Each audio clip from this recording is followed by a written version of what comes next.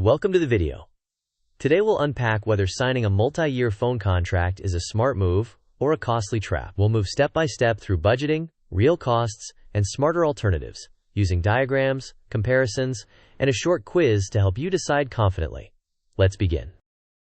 This topic matters because a phone contract can consume a large portion of a young adult's limited budget, often without clear visibility into the true total cost. In this video, we'll clarify the hidden mechanics and give you tools to make a solid choice. Now, let's outline what we'll cover. Here's the plan. First, we'll debunk the affordable contract myth. Next, we'll lock in essential budgeting rules.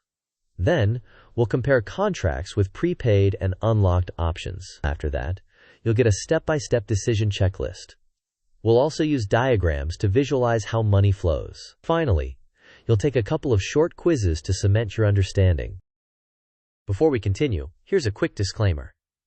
This video is for educational purposes only and does not constitute financial advice. Everyone's finances are unique, so consider seeking professional guidance for decisions that affect you. With that said, let's examine the core myth around phone contracts. Let's confront the myth that contracts are affordable. The sales pitch focuses on the small monthly number, but that fee often embeds the device cost and financing charges. Consequently, a contract acts like a multi-year loan.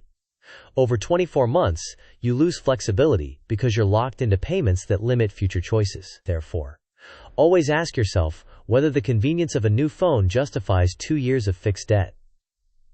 For many people, the answer is no. Next, let's see how your budget should dictate the decision. Your decision begins and ends with a budget. Start by calculating your total monthly income and then subtract necessary fixed costs like rent, transport, and essentials. Next, remove your planned savings. What's left is your safe surplus. Your phone payment must fit comfortably within this remainder. If it barely fits or squeezes your savings, it's not affordable. As a guardrail, aim to keep total phone costs within about 5 to 10% of your monthly income. If you exceed that, it's a warning sign. Now let's turn this into a practical checklist you can follow. Follow this checklist in order. First, list your income sources. Second, total your essential fixed costs. Third, set savings as non-negotiable. Fourth, calculate your safe surplus. Fifth, determine the full cost of the contract, including activation fees and any hidden charges. Sixth, stress test your budget to see if you could still save and cover an unexpected expense. Seventh, compare cheaper alternatives like prepaid plans or slightly older, unlocked phones. Finally, only commit if the payment aligns with your financial plan. Next, let's look at a numbers-based example. Here's a simplified example. With an income of $1,000, fixed costs of $600, and a savings goal of $200, the discretionary category is $180, and the leftover buffer is $20. If you add a $90 contract, discretionary spending drops to $110, and you lose the leftover buffer entirely.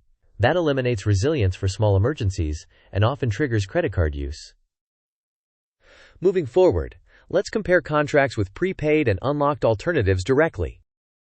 On the left, contracts typically require multi-year commitments and tend to create a higher total cost once financing is factored in. You sacrifice flexibility and may pay embedded interest.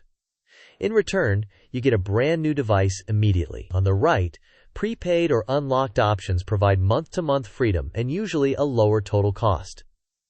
They allow easy switching and avoid hidden financing charges. The trade-off is that you may opt for a slightly older device, which often yields substantial savings with minimal practical downside. Next, let's visualize your path to freedom versus lock-in over time. This timeline will contrast two paths. Path A starts with a contract at $90 per month immediately and runs for 24 months, totaling $2,160. Path B saves $90 per month for 6 months, then purchases a $450 unlocked phone at month 6, and switches to a $25 prepaid plan from months 7 through 24. The diagram should highlight the purchase at month 6, the approximate break-even point around months 14 to 16, and the total cost by month 24. As you'll see, the save-then-buy approach often wins after the first year. Now, let's test your understanding with a couple of quick questions. Question: your monthly income is $800. Fixed costs are $600 and you aim to save $100. A phone contract is $80 per month for 24 months. Can you afford this safely? Options. 1. Yes, because 80 is less than a typical plan. 2. No, because the safe surplus is only 100 and the contract leaves almost no buffer. 3. Yes, because you can cut savings to make room. You may pause the video now to think about the answer. We will discuss the answer in the next section of the video. The correct answer is option 2. The safe surplus is $100. An $80 monthly contract leaves only $20, which is not a comfortable margin and could jeopardize your savings goals and your ability to handle an emergency. Next, let's try a total cost comparison. Question. Which is cheaper over 24 months?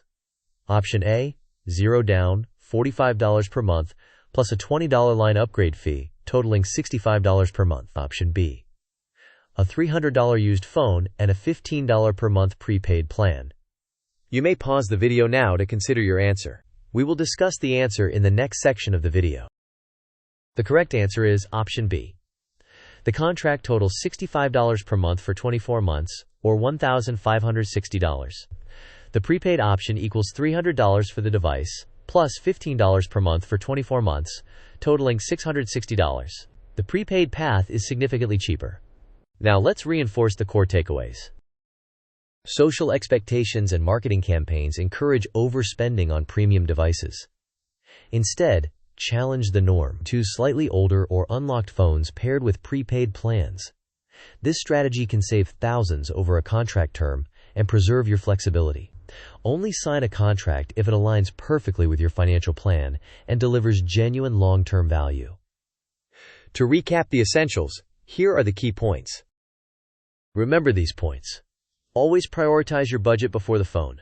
Recognize that contracts often obscure the real device price and financing costs. Prepaid and unlocked options typically reduce total cost. Keep total phone spending within about 5 to 10% of your income. Lastly, if a contract threatens your savings goals, it's not affordable. Now, let's summarize the journey and close out. In summary, start with a strict budget check. Recognize that small monthly payments can compound into large total costs. Consider freedom-friendly alternatives, which frequently win on price. Use the checklist and visual frameworks from this video to make a confident decision. Thank you for watching. If this video helped you, please like, share, and subscribe for more practical money content. I'd love to hear your plan, contract or prepaid, and why. Share your thoughts in the comments.